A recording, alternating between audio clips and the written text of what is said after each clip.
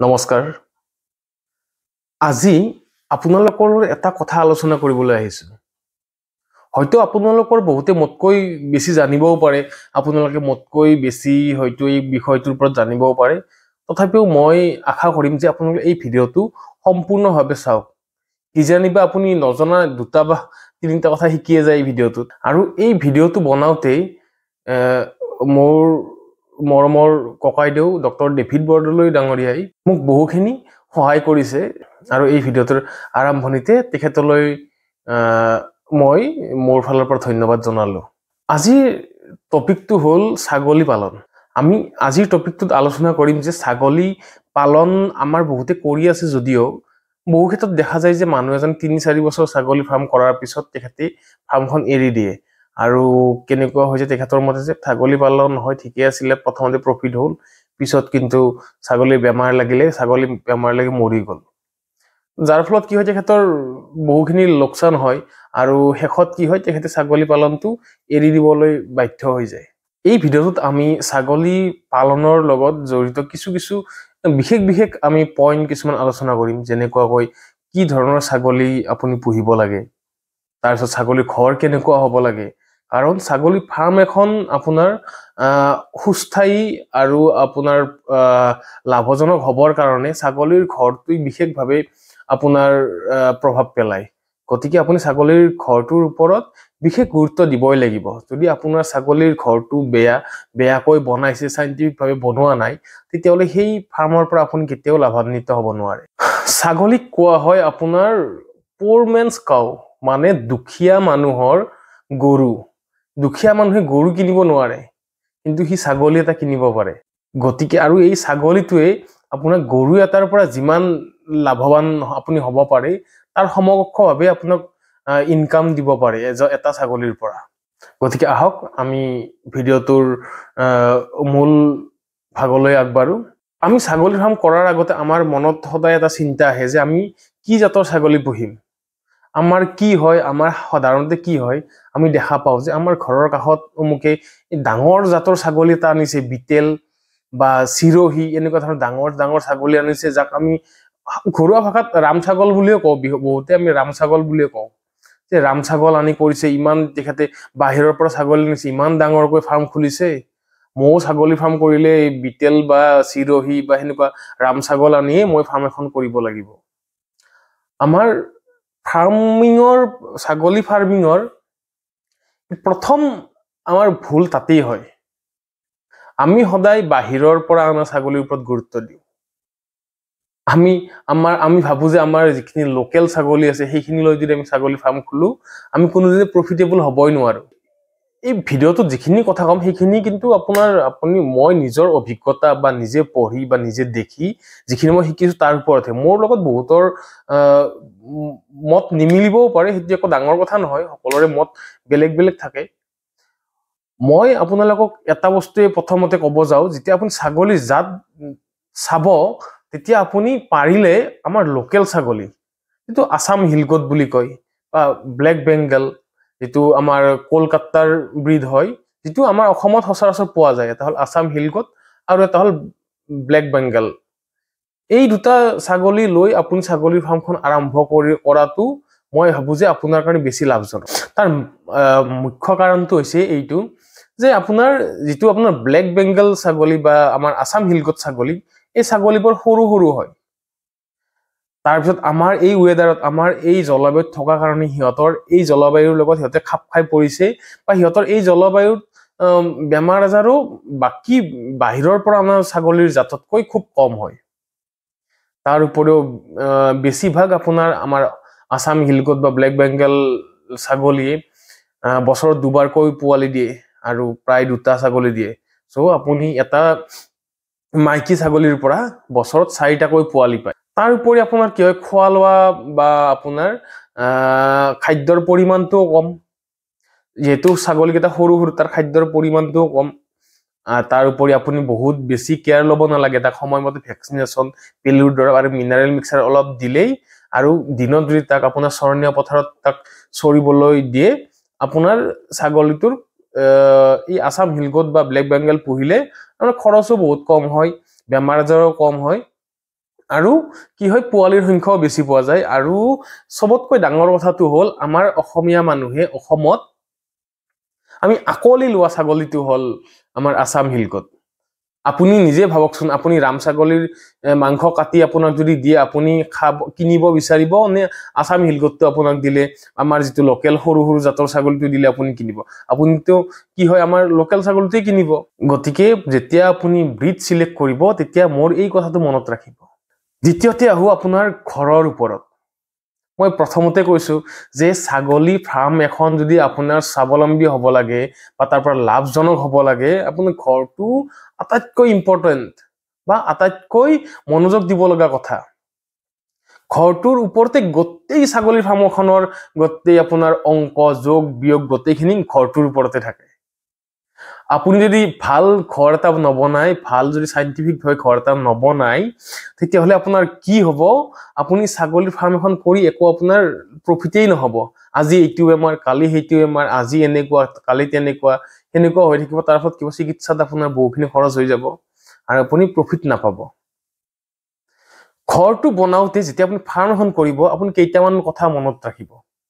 প্ৰথম কথা হ'ল আপোনাৰ ঘৰটো সদায় উত্তৰ দক্ষিণমুৱা হ'ব লাগে উত্তৰ দক্ষিণমুৱা যেতিয়া ঘৰটো হ'ব তেতিয়া কি হ'ব আপোনাৰ ৰাতিপুৱা পূবৰ পৰা আহা সূৰ্যৰ ৰশ্মিটো ঘৰটোত পৰিব আৰু পশ্চিমৰ পৰা আবেলি সূৰ্যৰ ৰশ্মিটো আপোনাৰ ঘৰটোত পৰিব যাৰ ফলত ঘৰটো শুকান হৈ থাকিব আৰু ছাগলীত বিশেষকৈ আপোনাৰ নিউমোনিয়া বা পিপিআৰ জাতীয় ৰেস্পিৰেটৰী ট্ৰেক্টৰ ইনফেকশন বা আমি আমাৰ সিম্পল ভাষাত ক'লে চৰ্দি লগা পানী লগা বা এজমা হেনেকুৱা ধৰণৰ বেমাৰ ছাগলীত একদম সাধাৰণতে আমি দেখা পাওঁ অকমান ঠাণ্ডা পালে ছাগলীৰ এজমা বা চৰ্দি লগা হেনেকুৱা ধৰণৰ বেমাৰ হৈ যায় গতিকে আপুনি কি কৰিব যিমানে ঘৰটো শুকানকৈ ৰাখিব পাৰিব সিমানে আপোনাৰ কাৰণে ভাল সো গতিকে প্ৰথমতে আপুনি ঘৰটো উত্তৰ দক্ষিণকৈ ৰাখিব যাতে সম্পূৰ্ণভাৱে সূৰ্যৰ পোহৰ তাত পৰে দুই নম্বৰতে আপুনি ঘৰটো সদায় ওখ কৰিব চাংঘৰ কৰিব ছাগলীক সদায় চাংঘৰ লাগে চাংঘৰ কৰাৰ কাৰণটোৱে হ'ল যাতে সি মাটিৰ পৰা জেকা নাপায় মাটিৰ পৰা জেকা পালে বিভিন্ন ধৰণৰ বেমাৰ ছাগলীত হোৱা দেখা যায় আৰু আপুনি ঠিক আছে আমাৰ বহুতে কি কৰে আমি যেটো আসলতে দেখা পাও কি হয় ঘৰত কি কৰে আপুনি গোহালিত গৰুটো বান্ধিছে গৰুৰ লগতে দুখন বেঞ্চি পাৰি দিছে বা ডাল কাঠ পাৰি দিছে দি তাৰে ওপৰত ছাগলী থিয় কৰাই ৰাখিছে মাটিৰ পৰা বৰ বেছি ধৰি লওক 6 ইঞ্চি বা 1 ফুট ওপৰত আৰু আমি ভাবো যে আমি চাঙত থৈ দিছো একো নহব কিন্তু হিমান উচ্চতাত থলেও আপুনি মাটিৰ জেকাটো আহিবই ছাগলী ফাৰ্ম এখনৰ যেটো ঘৰ থাকিব সেই ঘৰটো মাটিৰ পৰা কমেও 5 ফুট ওখ হ'ব লাগে যাতে আপুনি বিশেষ অসুবিধা নোহোৱাকৈ ঘৰটোৰ তলত সোমাব পাৰে আৰু সোমাই জাৰু দিব পাৰে তাৰ পিছত আৰু আপুনি ঘৰটো 5 ফুট ওখ কৰিলে আৰু এই ঘৰৰ তলৰ যিখিনি মাটি থাকিব সেইখিনি বালি মাটি কৰিব লাগে আৰু তাক আপুনি বালি মাটি কৰিলে কি হয় তাত ওপৰৰ পৰা পেছাব পায়খানাখিনি পৰি মাটিত হুহি যায় যদি আপুনি তাত বালি মাটি নিদিয়ে তেতিয়া কি হয় পেছাব পায়খানা পৰি তলটো আপোনাৰ জেকা হৈ যায় তাৰ ফলত কি হয় আৰু কেতিয়াবা কি হয় পানী পেছাব পায়খানা ডোঙা বান্ধে যাৰ ফলত তাৰ পৰা এমোনিয়া সিক্ৰেচন হয় আৰু এমোনিয়া সিক্ৰেচন হোৱাৰ ফলত আপোনাৰ কি হয় উশাহ লোৱাত কষ্ট পায় ছাগলীবোৰে আৰু নিউমোনিয়া বা হেনেকুৱা ধৰণৰ শ্বাস প্ৰশ্বাসজনিত বেমাৰে তাক লম্বাত সুবিধা হৈ যায় তাৰ পিছত আৰু আপুনি কি কৰে আমি কি দেখো গাঁৱত দেখিছো যে হয় তেও ঠিকে কৰিছে চাংঘৰো কৰিছে গোটেইখিনি কৰিছে কিন্তু কি কৰিছে ছাগলী ঘৰটোৰ চাৰিওফালে বেৰবোৰ একদম ওপৰৰ টিঙলৈ আপোনাৰ বেৰবোৰ পুৰা কভাৰ কৰিছে যাতে অলপো বাহিৰৰ পৰা বতাহ সোমাব নোৱাৰে আমি ভাবো যে বতাহ সোমাব নোৱাৰিলে ঠাণ্ডা নাপাব আৰু ঠাণ্ডা নাপালে কি হ'ব আমাৰ ছাগলীবোৰৰ নিউমোনিয়া বা তেনে ধৰণৰ বেমাৰ নহয় আৰু সেই কনসেপ্টটো আটাইতকৈ আমাৰ ভুল কনসেপ্ট ছাগলীৰ বেৰবোৰ কেতিয়াও একদম ওপৰলৈ টিঙলৈ আমি সম্পূৰ্ণভাৱে বন্ধ কৰি দিব নালাগে আমি সদায় কি কৰিব লাগে চাংখনৰ পৰা 2 পৰা 2.5 ফুটলৈ তাক বেৰা দিব লাগে আৰু তাৰ ওপৰত মই ফটোত দেখুৱাৰ দৰে আপুনি নেট লগাই দিব পাৰে বা আপুনি বাহৰো অলপ বেছি ফাক থকাকৈ যাতে বতাহ চলাচল হ'ব পাৰে তেনেকৈ আপোনাৰ চাৰিও বেৰটো বনাব লাগে। আৰু আপোনাৰ কি হয়, বেৰ কেইখন যাতে আপুনি ত্ৰিপালেৰে ৰাতি ঢাকিব পাৰে আৰু দিনত তুলি থব পাৰে, তেনেকুৱা ধৰণৰ এটা ব্যৱস্থা কৰিব লাগে।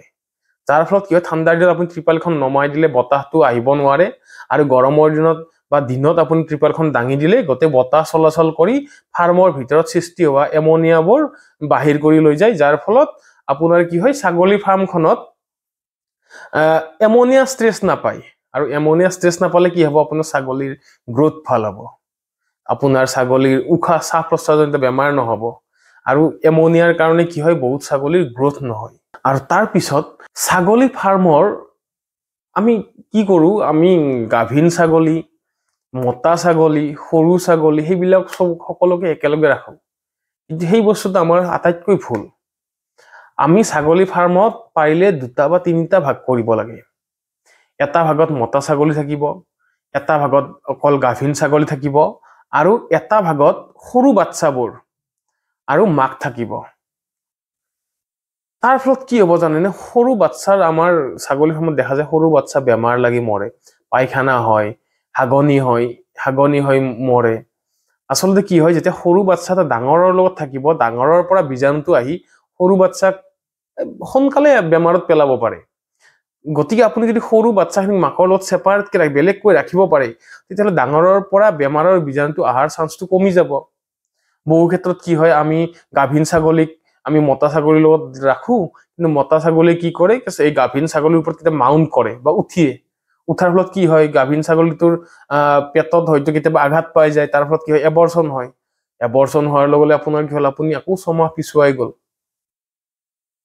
গতিকে এনেকুৱা কিছুমান সৰু সৰু কথা আপোনালোকে মনত ৰাখিব লাগে। আশা কৰোঁ আজিৰ এই ভিডিঅ'টোত আপোনালোকে কিছু কথা শিকিলে। হয়তো